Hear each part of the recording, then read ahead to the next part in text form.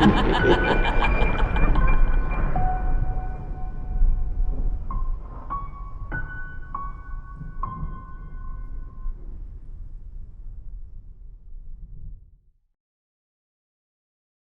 gray clouds looming overhead were supposed to have dispersed hours ago, yet they continued to stalk the sky, the darkness welling within them, threatening to release the liquid that they contain, while a dark blue sedan drives along the damp highway with a tall, white and orange truck gurgling along behind them. A man sits in the driver's seat, glasses residing on the bridge of his nose, while his light green eyes hides behind the clear lenses. He frustratingly runs a pale hand through his dirty brown hair when small droplets of water land atop the windshield.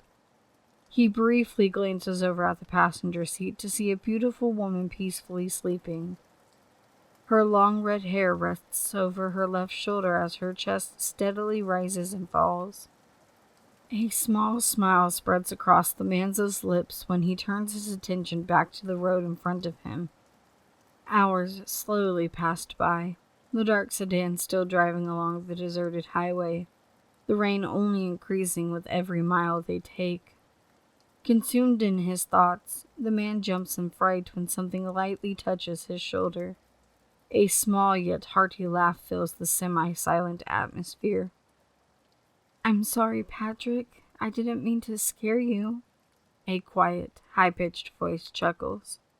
"You almost gave me a heart attack, but I am glad that you pulled me away from my thoughts. I'm not sure how we haven't wrecked yet, since I really wasn't paying attention." Patrick disappointingly shakes his head. "Well, thankfully you have me here to keep you focused. The exit for the Hallows should be coming up. Make sure you're looking for the sign." "All right," the woman nods. "You seem really tensed, babe." Patrick heavily sighs as more thoughts flood his mind. He anxiously bites the inside of his right cheek when he is hit by these sudden memories of what had happened that caused him and Natalia to move in the first place. The man seems more troubled now than he had been before his wife had awoke from her sleep. You would think that her being awake would calm his wandering mind. Instead, it has the opposite effect. Natalia only intensifies Patrick's anxiety about the particular subject on his mind. Natalia, while being an amazing and understanding wife, had had a hard time accepting what happened to the couple 6 months prior. Unlike himself, Natalia couldn't, no, she wouldn't talk about the incident. She would pay no mind to Patrick if he attempted to bring the topic up, and she would go catatonic due to shock if he mentioned one specific name. The sore, depressive topic hasn't been spoken about for 3 months. Patrick couldn't take seeing the condition it put his wife in, so, upon contemplating and looking around, he decided that they needed to get out of Salem's Valley. They needed a new start. Natalia knew it would be better if they left the valley. That's when they decided to move to the Hallows. The family and friends that the couple had back in Salem's Valley were saddened to hear about the news of their departure. Yet, they were understanding given the circumstances. Deeply distraught about the couple moving, their best friends, Silas and his wife Stella, were kind enough to spend a few weeks helping with the packing process. Patrick was more than grateful to have friends like them, and he knew that he would miss them, even now. Driving down the long and lonely stretch of highway made him realize just how much he already missed his hometown to start fresh. "There's the exit." Natalia lifts her arm, finger pointing toward the right of the road. "We exit here." "Thank you, sweetheart. I would have missed it completely." Patrick flips the lever connected to his steering wheel upward, a clicking noise sounding when he turns the blinker on. He places his foot on the brake pedal, beginning to ease the car to a slowing halt as the car veers to the right.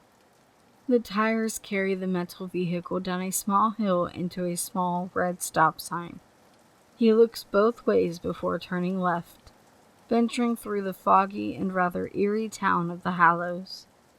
Natalia hasn't been here before despite him having been, so she was experiencing the weird, new place that they now call home, yet She seemed to enjoy how uneasy the town itself is.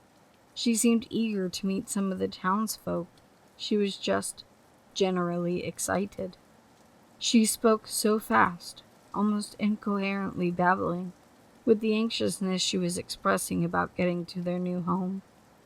10 minutes quickly tick by as Patrick maneuvers his way throughout the rather large-sized town before the car comes to a complete halt at the end of a long dirt driveway. The car engine dies down. The key is removed from the ignition, and the couple exits the vehicle. Natalia leans against the car as Patrick wraps his arms around her petite waist. He rests his chin atop her shoulder, his plump lips placed upon her cheek. His mouth falls agape when he pulls his head back to place his chin on her shoulder once more. "Welcome to your new home, Natalia Springs."